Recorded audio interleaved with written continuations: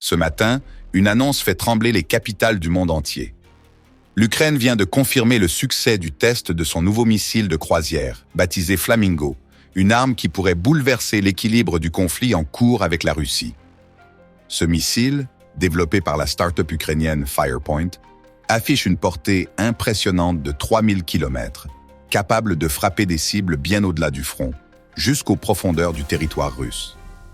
Le président Volodymyr Zelensky, visiblement confiant, a déclaré que la production de masse commencerait dès l'hiver prochain, autour de janvier ou février 2026, et que ce missile serait le plus avancé jamais produit par l'Ukraine. Doté d'une charge explosive pouvant dépasser 1000 kg, le Flamingo est conçu pour infliger des dégâts stratégiques massifs.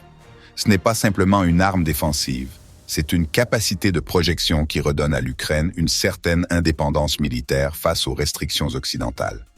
Avec une cadence de production qui pourrait passer de 30 missiles par mois à plus de 200 d'ici octobre 2025, ce programme marque une montée en puissance spectaculaire de l'industrie de défense ukrainienne. Si vous suivez l'actualité géopolitique et souhaitez comprendre ces bouleversements en temps réel, je vous invite à vous abonner à cette chaîne pour ne rien manquer des prochains développements. Au-delà de la technologie, c'est le message politique qui retient l'attention. L'Ukraine envoie un signal clair à Moscou. Elle est désormais capable de frapper loin, très loin, sans dépendre des missiles occidentaux souvent soumis à des limitations d'usage. Avec une portée qui couvre non seulement Moscou, mais aussi des régions reculées comme Novosibirsk, ce missile change radicalement les perspectives de la guerre. Dans ce contexte, chaque lancement, chaque test est scruté avec inquiétude par les chancelleries européennes et américaines. Ce tournant technologique soulève aussi une question cruciale. Cette montée en puissance rapprochera-t-elle la paix ou au contraire prolongera-t-elle le conflit en intensifiant les représailles?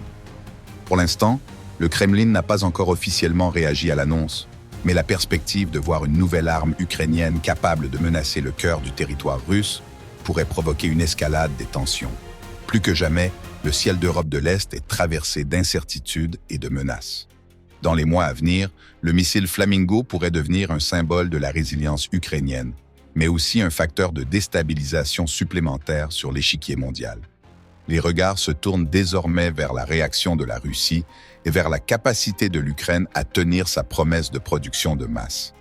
La guerre d'Ukraine entre ainsi dans une nouvelle phase où la technologie et l'innovation pèsent autant que les soldats sur le front. Si vous voulez continuer à suivre ces évolutions et comprendre leurs conséquences pour l'avenir de l'Europe et du monde, pensez à vous abonner dès maintenant et à activer la cloche de notification.